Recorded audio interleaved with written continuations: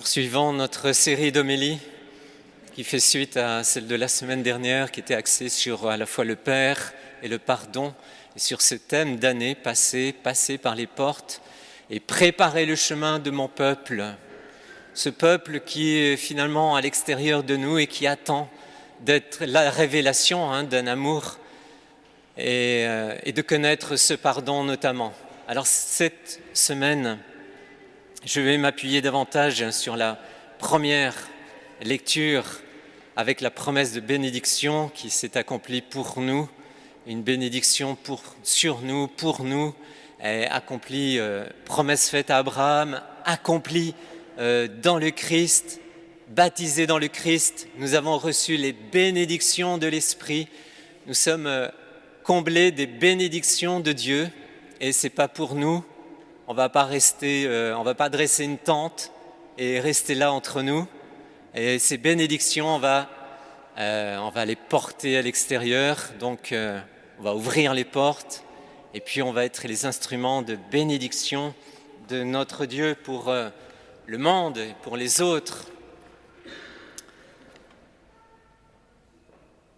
Alors, la première question, avez-vous la baraka ? Alors, ce n'est pas la bonne prononciation, Beraka en hébreu. Vous savez, c'est en fait, est-ce que je suis béni ? Est-ce que j'ai aussi, ça peut vouloir dire, est-ce que j'ai de la chance ? Mais en fait, est-ce que je suis béni par Dieu ? Peut-être c'est la question que nous devrions nous poser. Est-ce que vraiment la bénédiction de Dieu remplit ma vie ?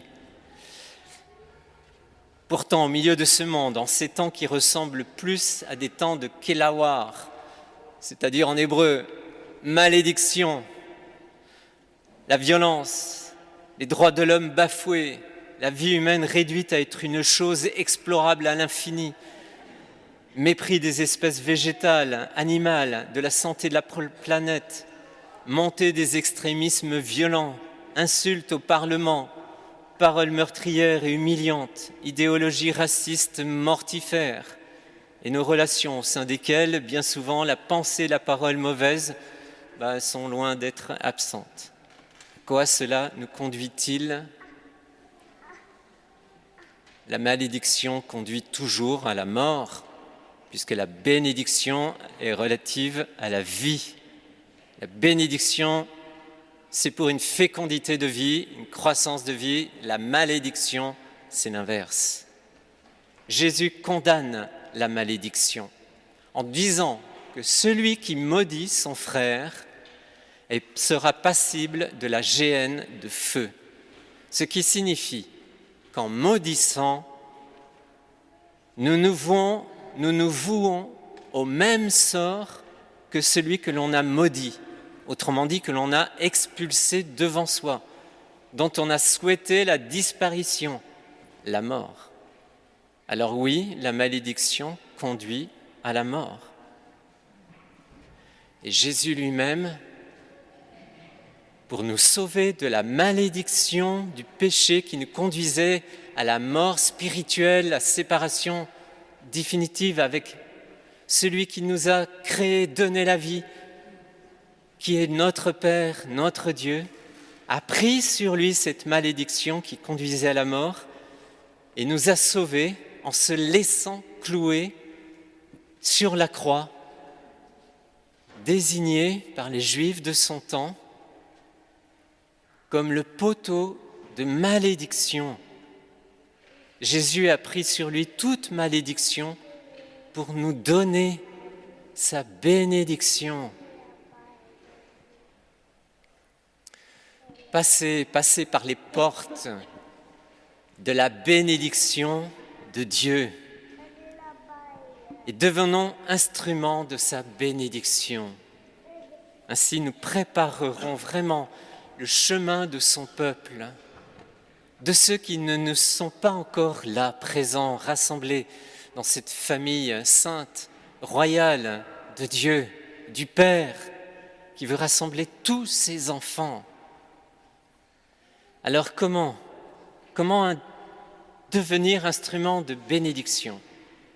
Bien, tout d'abord, il est bon de rappeler notre appel et notre vocation, c'est le même mot, vocation originelle, notre vocation profonde, notre appel profond. Et le Seigneur dit à Abraham, quitte ton pays, ta parenté et la maison de ton père et va vers le pays que je te montrerai. Je ferai de toi une grande nation, je te bénirai, je rendrai grand ton nom. En hébreu, le mot quitte, c'est ler lera. Ler lera, qui est souvent traduit par les commentaires rabbiniques dans la tradition juive par va pour toi ou va vers toi. Autrement dit, retrouve ton identité profonde. Va à la rencontre de toi-même dans tes profondeurs. Apprends à connaître qui tu es. Ce que tu penses de toi aujourd'hui n'est pas ce que tu es profondément. Ce que tu es profondément, tu es fils et fille de Dieu. Voilà ta grandeur, ta dignité, ta beauté, ta splendeur. Tu es fils et fille de Dieu. Quand Dieu t'a créé, il t'a béni. Il nous a tous bénis. Parce que la bénédiction ouvre à la vie. Elle fait être. Donc c'est une parole de bénédiction qui préside à notre existence et qui ensuite est maintenue par un amour qui ne cesse de nous bénir. Cela s'accomplit dans le Christ pleinement et saint Paul l'a bien compris et qui nous dit ceci. Béni soit Dieu, le Père de notre Seigneur Jésus-Christ. Il nous a bénis et comblés des bénédictions de l'Esprit au ciel, dans le Christ. Il nous a choisis dans le Christ avant la fondation du monde pour que nous soyons saints, immaculés devant lui, dans l'amour. Il nous a prédestinés à être pour lui des fils adoptifs par Jésus le Christ. C'est cela que dit saint Paul, c'est cela notre vocation sainte. Notre appel depuis toute éternité est pour l'éternité. Qui n'a pas été béni par le Seigneur en accueillant au fond de lui la bénédiction par excellence qu'est l'Esprit Saint? Avez-vous été bénis par Dieu? Sentez-vous cette bénédiction sur votre vie? Êtes-vous ouvert à cette bénédiction un jour? Avez-vous ressenti cette présence du Christ en vous? Est-ce que vous sentez cette vie éternelle en vous? Est-ce que vous sentez vraiment que le Père bénit votre vie?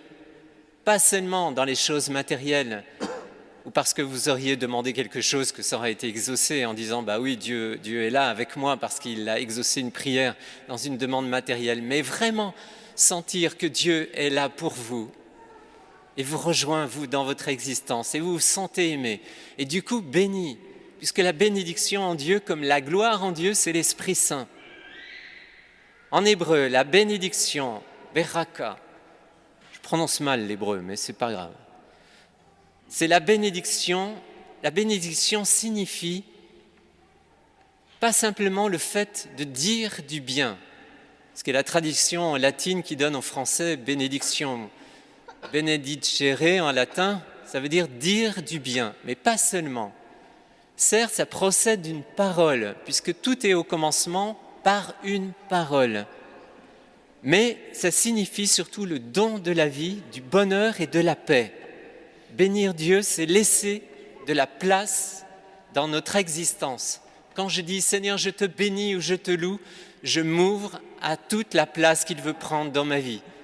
C'est le laisser s'exprimer en nous. C'est créer en nous ces dimensions nouvelles que sont la foi, l'espérance et la charité. Donc c'est une ouverture, c'est une dilatation. Quand je bénis Dieu et que je reçois sa bénédiction, cela produit une ouverture, un accroissement, un développement en moi. Puisque la bénédiction est toujours liée à la vie, à la fécondité, donc à la croissance. C'est les premiers mots prononcés sur Adam et Ève quand Dieu les crée. Soyez bénis, multipliez-vous, grandissez, etc. Soyez féconds. Et le Seigneur dit à Abraham, je ferai de toi une grande nation, je te bénirai, je rendrai grand ton nom. C'est bien la confirmation que la bénédiction va avec un accroissement de grandeur. À chacun, le Seigneur dit, je rendrai grand ton nom. Le nom, ça veut dire toi profondément. Pas ton image superficielle que tu donnes, mais ce que tu es toi profondément. Et bénir une personne, en définitive, c'est lui souhaiter que Dieu l'aide à se développer et à s'épanouir pleinement, à élargir tout l'espace intérieur de son être pour que la vie se manifeste abondamment. Je vous bénis pour que cela s'accomplisse en vous. C'est merveilleux en fait. On a une puissance là incroyable entre nos mains, une puissance de bénédiction pour les autres. La bénédiction, donc nous trouvons, est toujours liée à la fécondité. Donc des fois on trouve que notre vie est un peu tiède, ne correspond pas tellement finalement à ce projet, cette promesse de Dieu. Mais peut-être que nous oublions de bénir Dieu et de nous laisser rejoindre par sa bénédiction pour que notre vie soit plus féconde dans l'Esprit Saint. Si nous ne trouvons pas très féconde ou pas très joyeuse ou pas très enthousiasmante, voilà, commençons à bénir les autres. Commençons à bénir les autres. Et peut-être que l'autre, le premier autre, c'est nous-mêmes. Peut-être que le premier prochain, c'est nous-mêmes. Je bénis, je suis triste. Alors, Seigneur, je me bénis dans la joie qui est en moi, dans le potentiel de joie qui est en moi. Je suis dans la culpabilité. Seigneur, je me bénis dans le regard nouveau que tu me donnes sur moi-même et qui correspond à ce que je suis profondément quand tu m'as créé, etc. Et donc ce sera un bon moyen pour nous de porter un autre regard sur les autres, sur nous-mêmes, sur le monde. Et si nous voulons accéder aussi à une vie plus pleine et joyeuse, le Père nous dit au cœur de la nuée lumineuse, mettant sous nos yeux l'accomplissement de notre humanité transfigurée, suprême bénédiction en un sens. Le Père dit, celui-ci est mon Fils bien-aimé, en qui j'ai mis toute ma joie, toute ma bénédiction. Écoutez-le. Et que dit ce Fils bien-aimé? Il dit, ne bénissez, ne maudissez pas. Bénissez, ne maudissez pas. Donc bénir va donc consister à concrètement, à penser, vouloir du bien, souhaiter pour l'autre. Pardon. Oui, c'est ça. Un espace tout intérieur de bonheur, de vie, d'épanouissement, tout son être s'élargisse. C'est un acte qui procède de la volonté, qui cherche le bien, selon le principe actif de la charité. Bénir quelqu'un qui nous a fait du mal, ça ne va pas procéder d'un sentiment d'affection. Mon frère, tu m'as fait du mal, viens, je vais te bénir. Non, mais ça va procéder de notre vouloir, de notre volonté. Parce que mettre en œuvre un acte, c'est la volonté qui nous permet. Je choisis, je décide et je vais bénir. Parce que le Seigneur me le demande, et s'il me le demande, c'est qu'il me donne non seulement la capacité de le faire, mais il me donne la grâce. Il m'accompagne, il est avec moi, c'est la grâce, pour le faire. Et en tant que disciple du Christ, il est de notre devoir et de responsabilité de répandre la bénédiction par l'amour, car le Seigneur nous a rendus bénéficiaires de cette bénédiction. Alors au début, la bénédiction sera un peu laborieuse, mais progressivement, elle passera simplement d'un acte de la volonté qui décide d'aimer, de vouloir du bien pour l'autre, et c'est déjà un acte d'amour, elle passera jusque dans le cœur, où le cœur sera rejoint aussi par une forme de compassion, de miséricorde, même pour celui à l'égard duquel j'ai un peu de mal dans la relation avec lui. Il en fut ainsi pour Abraham. Il lui fallut 25 ans pour voir enfin la réalisation de la promesse, de la grande bénédiction, avoir un descendant, un fils, la fécondité de sa vie. Mais quel chemin de transformation pour lui pendant toutes ces années, afin d'être ouvert à toutes les bénédictions de Dieu sur sa vie, jusque dans les profondeurs de son être. En bénissant, nous allons progressivement nous ouvrir à une multitude de bénédictions qui sera autant de brassées de roses sur nos vies, et nous les reconnaîtrons. Et on ne peut pas grandir spirituellement tant qu'on est alourdi mentalement par l'habitude de juger les autres, de critiquer, de garder des rancunes, de les maudire en quelque sorte. Dans notre prochain, apprenons à voir la lumière plutôt que la bajou, disait quelqu'un. Ou le rabat-joie pour nous, en fait. Et comment s'y prendre? Alors concrètement, vraiment encore plus concrètement. Pour s'entraîner, on a tout le temps du carré pour cela. Au réveil, ça commence déjà. Au réveil. Bénissons notre journée. Mais bénir, ça ne veut pas dire Seigneur, bénis ma journée. Non. Jésus a dit bénissez. Il n'a pas dit demandez-moi la bénédiction. Parce que nous sommes détenteurs de la bénédiction et que nous devons la répandre. Donc bénissons Seigneur, réveil, je bénis ma journée. Je bénis ma journée. Pour qu'elle déborde déjà car elle déborde déjà d'une abondance de bien et que nos bénédictions feront apparaître. En fait, le fait de bénir va faire surgir les bénédictions au cours de ma journée. De notre pensée positive ou négative, notre journée sera bonne ou mauvaise. On le sait, surtout dans tout ce qui concerne le développement personnel.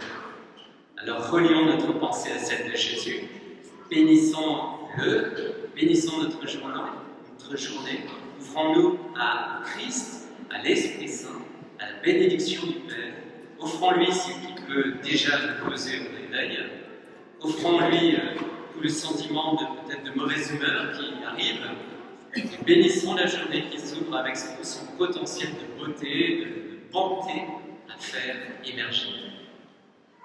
Et ensuite, prenons l'habitude de bénir les personnes que nous croisons dans la rue, dans le bus, dans notre voiture, surtout dans notre voiture. Que de malédictions dans les voitures. Et vous croyez que ça fait du bien? Ni pour vous, ni pour les autres, ni pour le monde, ni pour la croissance de la vie et de la bénédiction, ni pour la circulation de l'amour dans le monde. Dans notre voiture, celui qui a fait un queue de poisson, qui nous a refusé une priorité, ou je ne sais pas quoi. Qu'est-ce qu'on va faire? Seigneur, je bénis cet homme. Je le bénis dans sa conduite prudente. Je le bénis dans sa bonté. Je le bénis dans sa sagesse. C'est comme ça qu'il faut bénir. Et bénir aussi les personnes sur le lieu de travail, combien de collègues de travail qui sont difficiles à vivre. Seigneur, je bénis mon collègue de travail dans son respect des autres, un peu à l'opposé de ce qu'il manifeste. Toujours le bénir dans sa qualité qui n'est pas encore émergée, qui doit émerger, que nous faisons émerger par la bénédiction que nous prononçons sur lui. C'est cela la force et la puissance de la bénédiction. C'est cela préparer le chemin du peuple. Et en fait, il y avait beaucoup de témoignages à dire. J'ai passé du temps pour montrer la transformation que cela opère dans des situations parfois extrêmes. Même des agressions avec des Kalachnikov. C'est arrivé dans certains pays avec un homme qui a été dans une pensée de bénédiction et d'amour envers l'agresseur. Et ça a complètement désarmé l'autre. C'est une puissance, en fait, que nous avons entre nos mains, que nous ignorons et qu'il nous faut utiliser. Donc la première chose à faire aussi, c'est d'éviter tout volontarisme. Je dois bénir un tel, je dois bénir un tel, je dois le bénir. Non, cela sera voué à l'échec. Il est important que cela procède d'un cœur sincère et désireux que l'autre soit réellement béni. Vous voyez le travail que ça doit faire en nous, hein? Un vrai travail de conversion. Ensuite, il est important de visualiser la personne que nous bénissons. On la met devant soi, dans la prière, devant soi, que nous bénissons cette personne. De la regarder comme Dieu la regarde, comme sa créature aimée. Et de ne pas bénir aussi de façon vague en général. Seigneur, je bénis tous les dictateurs du monde. Non, si le journal m'a frappé avec une information sur un dictateur dans le monde, je bénis cette personne dans sa justice, dans son humilité, dans sa capacité à faire la paix, à chercher le bien commun. Je le bénis là pour que tout cela émerge de lui. Voilà, et si quelqu'un a l'air en mauvaise santé, je le bénis dans sa santé. Si quelqu'un est misérable et triste, je le bénis dans sa joie. Si quelqu'un est en colère, je le bénis dans sa paix, dans sa capacité à pardonner et à se remettre en question, à être humble. Mais aussi, on peut bénir les autres dans leur joie, parce qu'ils sont joyeux, dans leur sainteté, parce qu'ils manifestent quelque chose de beau, dans leur belle façon d'être en relation avec les autres. Je bénis mes enfants pour ce qu'ils sont, le bien et le beau. Je bénis mon mari, qui est vraiment merveilleux avec moi. Et ma femme aussi, je la bénis. J'espère que ça vous arrive. Allez. Je vais essayer de mettre en arrière. Bon, ben, le challenge de la semaine, eh bien, bénissons notre journée au réveil. Je me réveille aussitôt. Seigneur, je te bénis parce que tu es toi et je bénis ma journée. Et puis, peut-être, un exercice un peu difficile, mais quand même, bien bénir la personne avec laquelle nous avons un peu de mal. On va s'entraîner dans la prière. Visualiser, dire Seigneur, vraiment, cette personne-là, c'est difficile. Je vais la bénir. Alors, pour retenir, vous retournerez sur le site paroissial, le site de la paroisse. Vous avez la vidéo sur la chaîne YouTube de la paroisse. Vous saurez comment faire. Croyez-moi, c'est pas facile, mais ça porte un véritable fruit de paix et incroyable de libération aussi parfois. Amen.